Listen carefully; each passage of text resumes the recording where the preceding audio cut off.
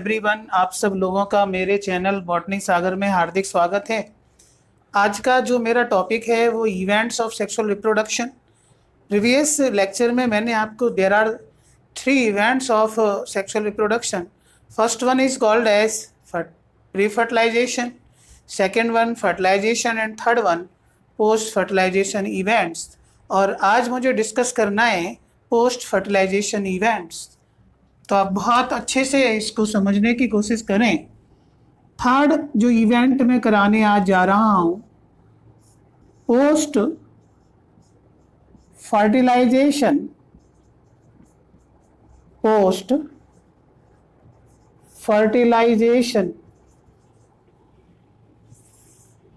Events of sexual reproduction. Clear? Post fertilization events का meaning है कि events that takes place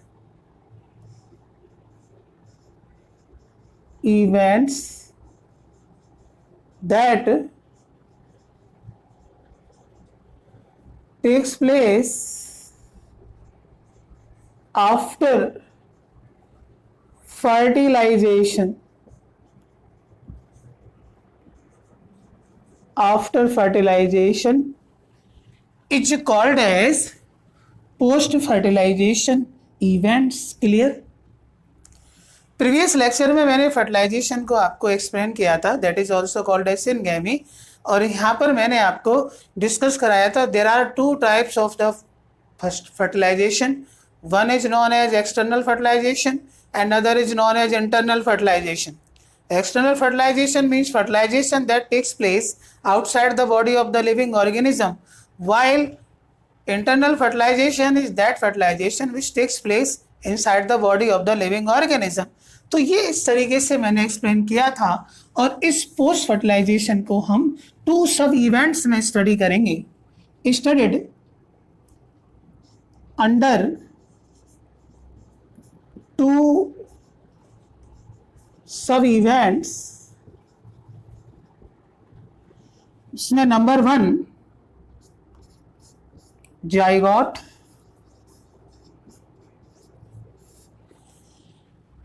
zygote के बारे में आप समझ सकते हैं कि zygote is a diploid cell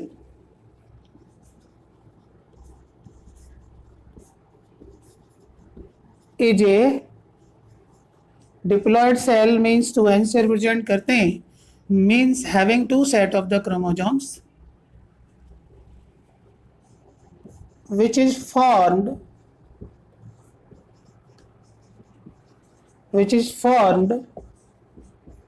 by the fusion of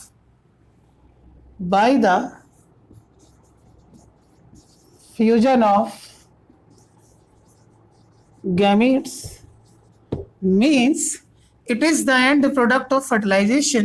क्योंकि फ्यूजन ऑफ गैमेट्स क्या है? फर्टिलाइजेशन। तो फर्टिलाइजेशन का एंड प्रोडक्ट है, इसको बोलते हैं हम zygote.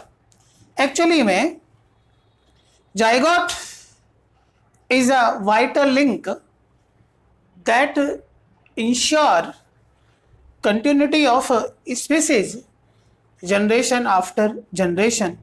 Is it clear?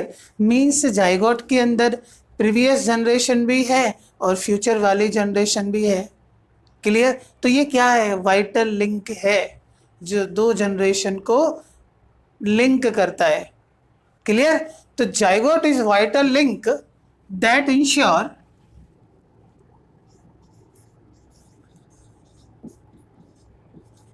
zygote is the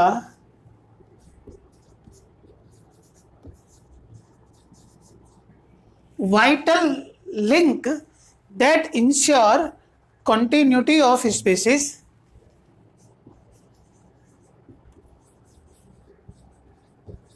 that ensures continuity of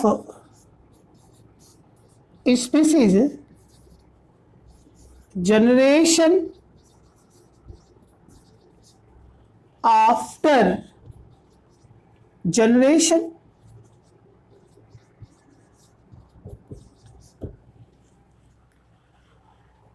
clear? all sexually reproducing organism, all sexually reproducing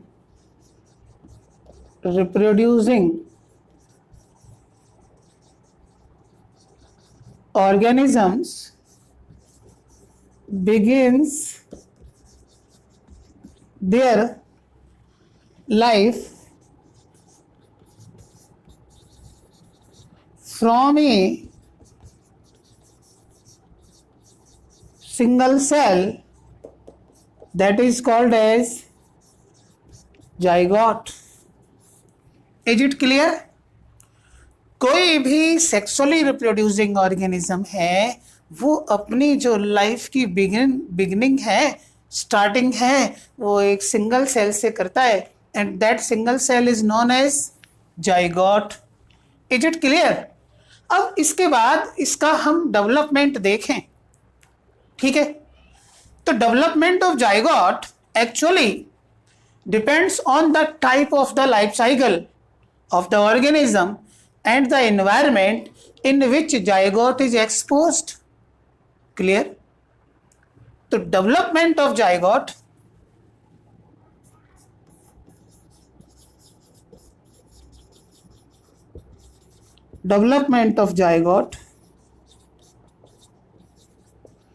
is actually depends on development of the zygote is actually depends on the type of life cycle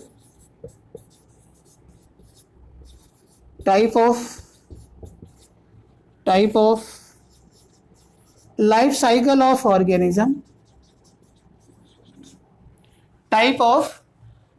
cycle of organism and the environment in which it is exposed and the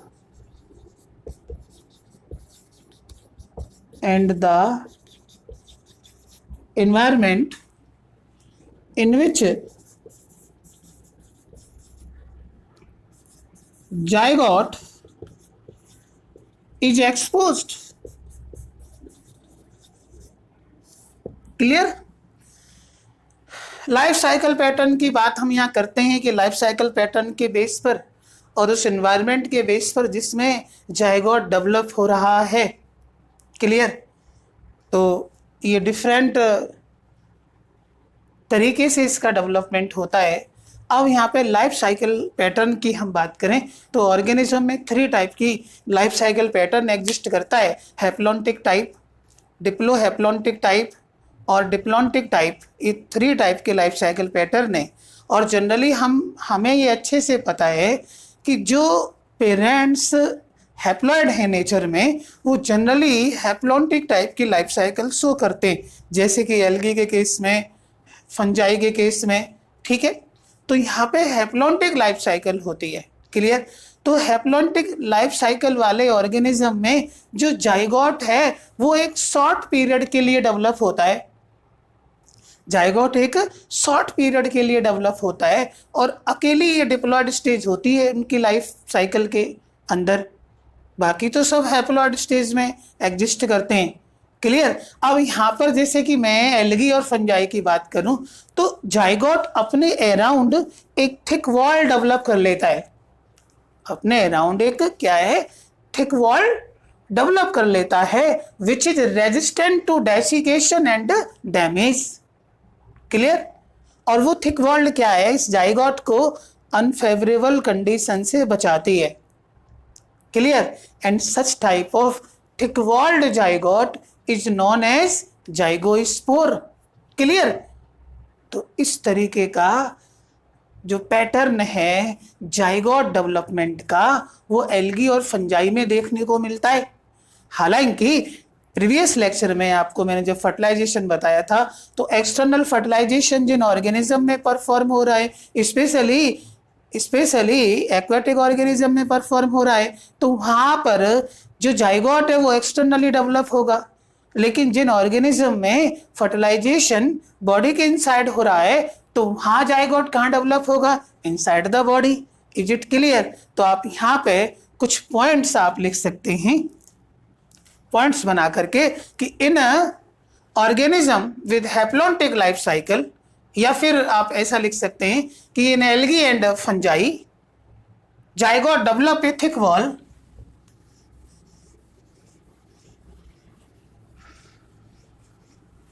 in algae and fungi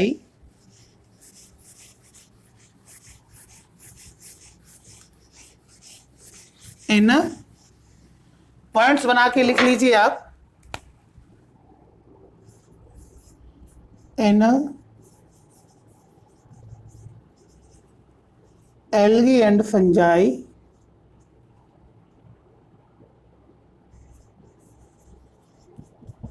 zygote develops a thick wall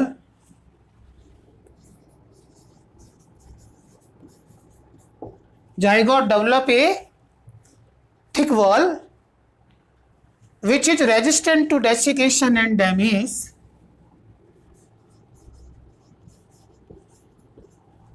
which is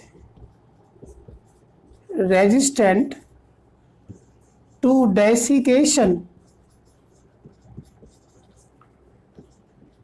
and damage. Clear? अब जो thick wall develop हो जाती है around the zygote, ये zygote को dry up होने से बचाती है और डैमेज होने से बचाती है। एक्चुअली में ये कब होता है? During unfavourable condition. ठीक है, during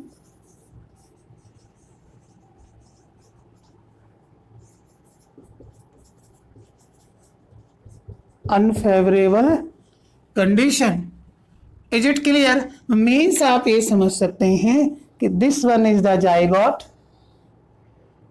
it is its nucleus and it is its cytoplasm, and around it a thick wall is developed during unfavorable condition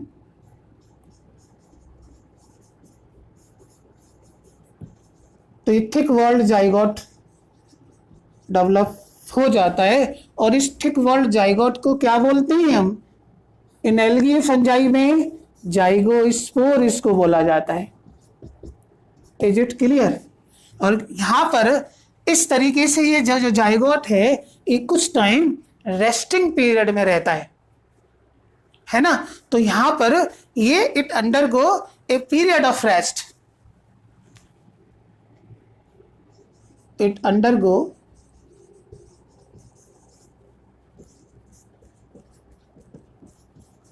a period of rest.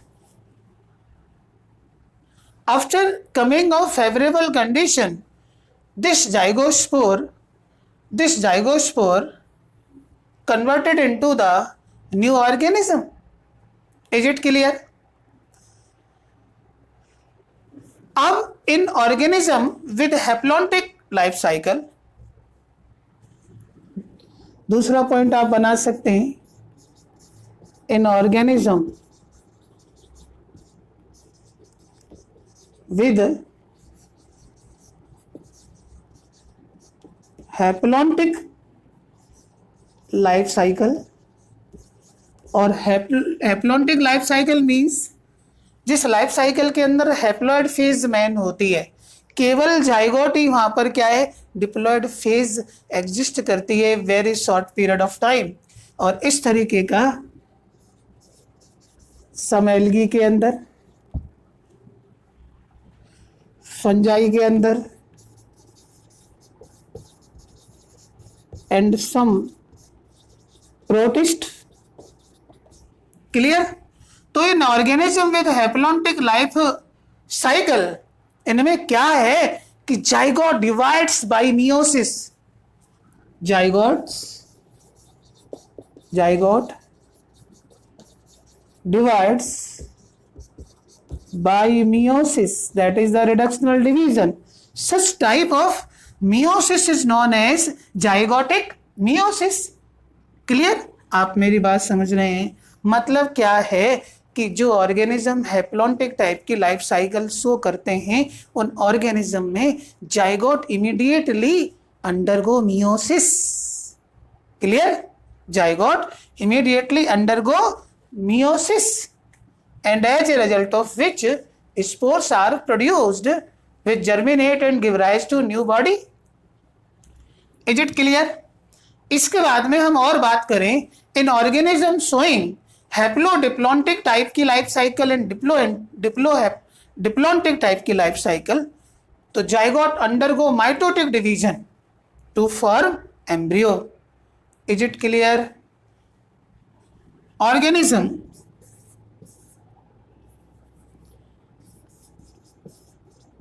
an organism showing diplontic and haplodiplontic type of life cycle,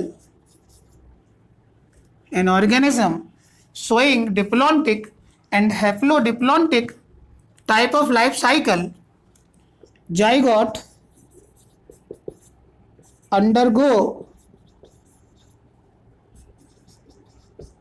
mitosis division, means it give rise to embryo. Is it clear or not?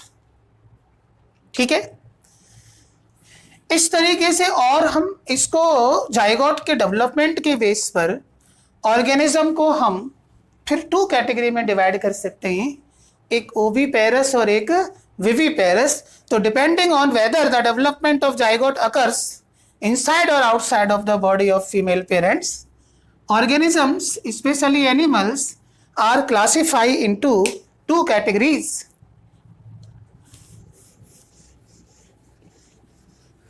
तो next point आप यहाँ पे बना सकते हैं कि depending on whether the development of zygote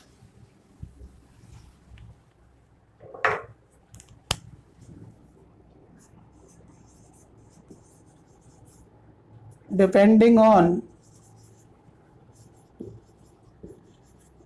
whether the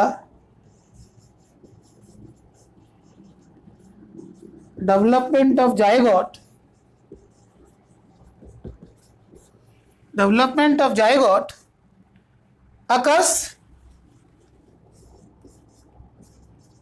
occurs inside or outside of female parents,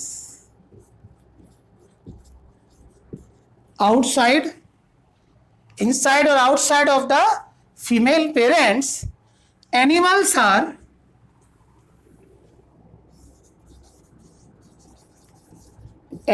are classified into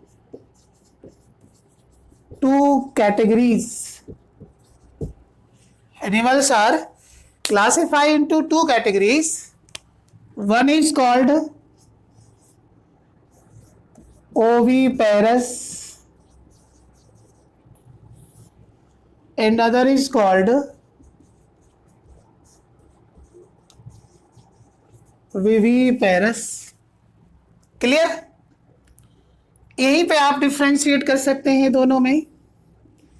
oviparous की बात करूं मैं, ओविपेरस में वो एनिमल्स आते हैं जो एग लेइंग होते हैं। ठीक है, animals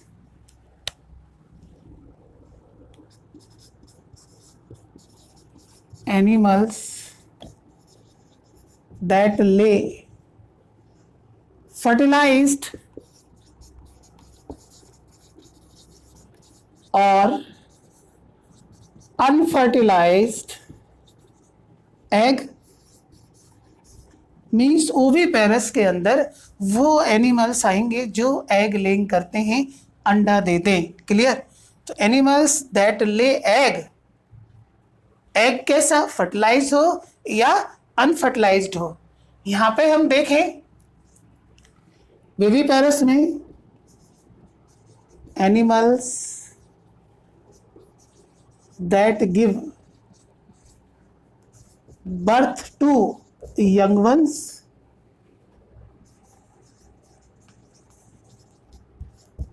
birth to young ones called viviparous. Is it clear? Fertilized egg दूसरा कर सकते हैं आप, fertilized egg have a calcareous cell to protect them from the harsh environment. Fertilized egg have a calcareous cell, means cell SHELL, which is made up of calcium carbonate. Clear? तो fertilized egg have a calcareous cell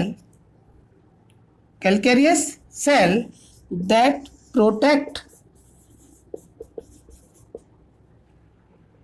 protects against harsh environment. Means unfavourable environment से protect करते हैं। कौन? Calcareous shell. ठीक है, to protect them against harsh environment. Clear? To protect them against harsh environment. इसके बाद viviparous animals में protection की जरूरत ही नहीं होती है, क्योंकि यहाँ तो आप देख रहे हैं कि जो जाइगोट है वो इनसाइड द पेरेंट्स डेवलप हो रहा है, inside the body of parents develop हो रहा है। तो यहाँ पर the eggs have no calcareous shell as they are protected inside the mother body. Egg does not have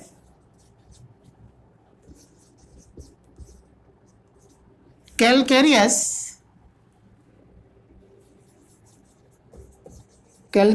cell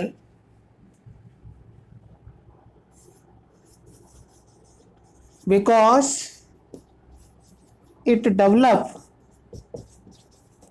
inside the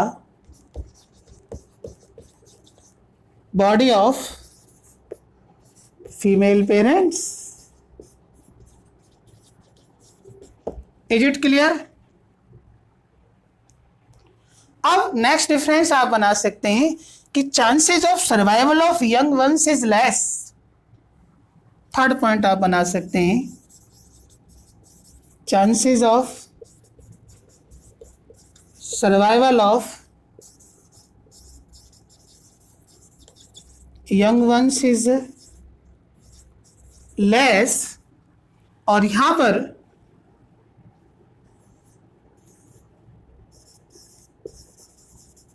chances of survival of young ones is more because zygote develop inside the body of female parents. Is it clear?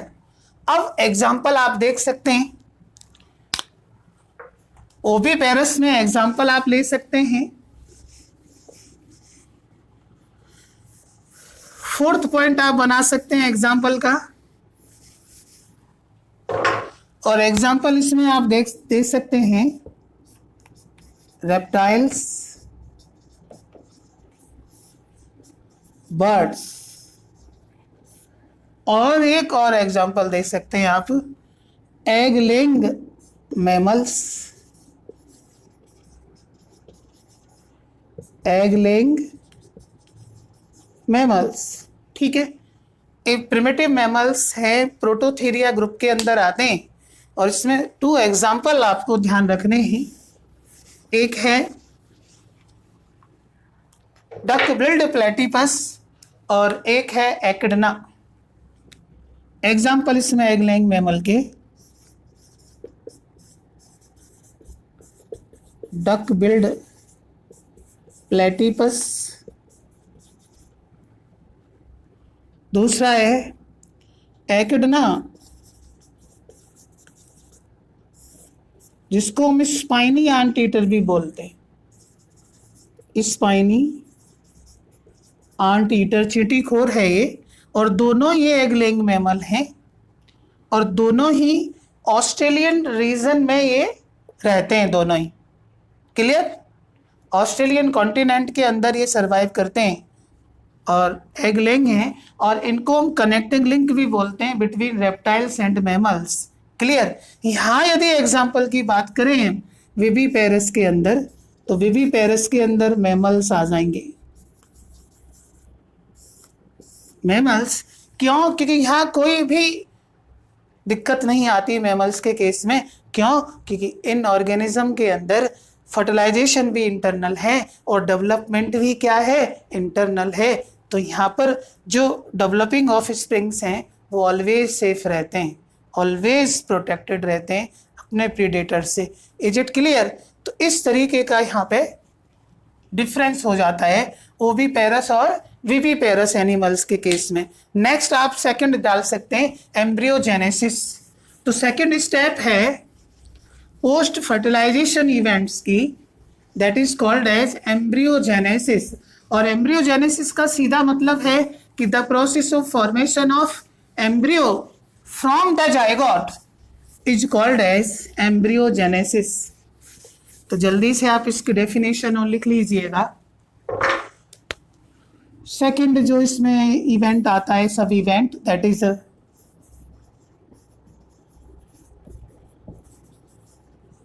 Embryogenesis. और embryogenesis को आप define कर सकते हैं the process of formation of embryo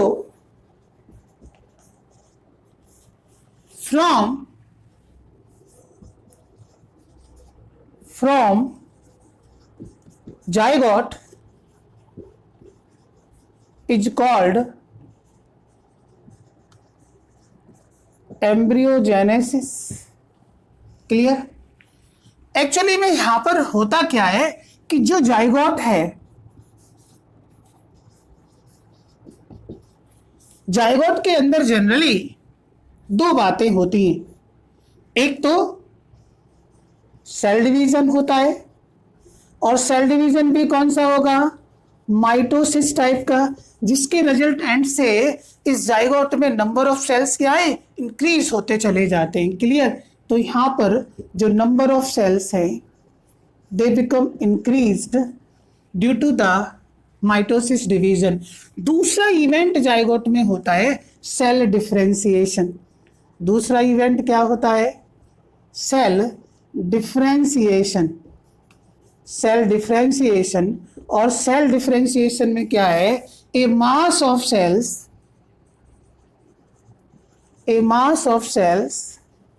that forms particular tissue,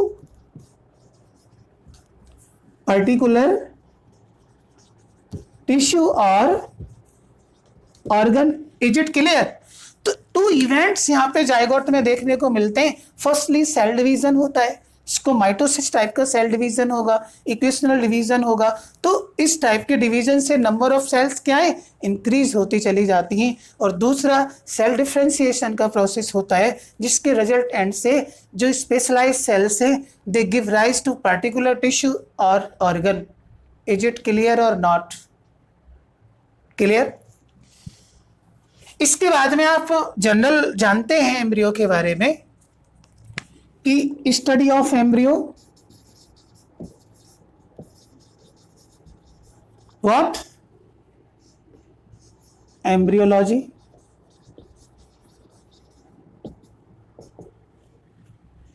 study of stages of development of embryo, study of stages of development of embryo is called as what? Is called as embryogeny. Is it clear? ठीक है, इस तरीके से finally ये जो embryo है it convert into new organism, चाहे flowering plants की बात हो या हायर एनिमल्स की बात हो, फाइनली ये एम्ब्रियो है it give rise to new organism. Is it clear? ठीक है, इसके बाद में यहाँ पे मैं एक और बात आपको थोड़ा सा बता सकता हूँ कि एसेक्सुअल रिप्रोडक्टिव यूनिट्स आती हैं जिनको ब्लास्टोज बोलते हैं. ठीक है, तो उन ब्लास्टोज से न्यू ऑर्गेनिज्म की formation without the involvement of the embryo, इसको बोलते हैं ब्लास्टोजेनेसिस. क्लियर? तो ब्लास्टोजेनेसिस क्या है, एक स्टार लगा के आप पॉइंट लिख सकते हैं. ब्लास्टोजेनेसिस is the development of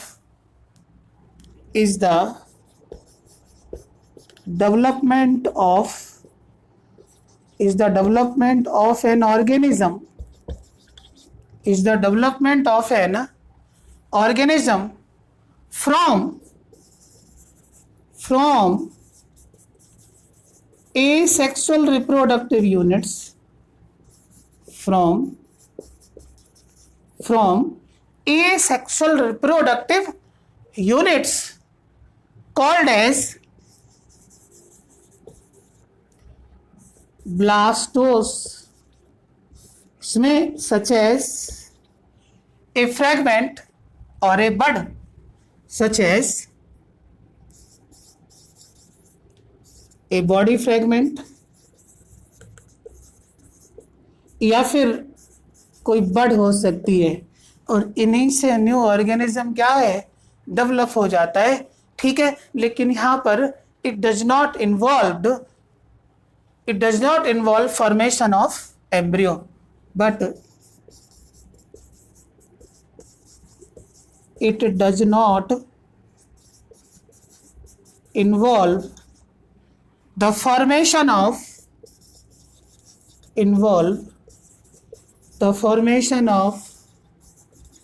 embryo. इस तरीके से एम्ब्रियोजेनेसिस कंप्लीट हो जाता है.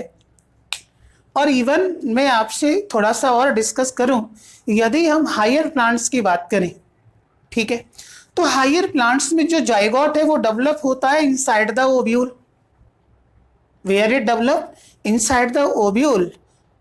And after post fertilization ovule convert into the seed. Clear? Ovule convert into the seed and ovary convert into the fruit. Is it clear? तो इस तरीके से हम यहाँ पे देख सकते हैं. क्लियर? तो ये आपका टॉपिक हो जाता है. तो आप लोग अच्छे से पढ़ें, और इसके बाद में मुझे आपको फेजेस ऑफ लाइफ साइकिल के बारे में थोड़ा सा उसमें डिस्कस कराना है. 3 फेजेस मुझे कराने हैं आपको. जुवेनाइल फेज है, मैच्योरिटी फेज है, सेनेसेंट फेज है, और उसमें बहुत सारी टर्म्स हैं जो आपको अंडरस्टैंड करनी है. Is it clear? तो नेक्स्ट टाइम आप तैयार रहिए और अच्छे से आप पढ़ते रहिए. All the best. See you again.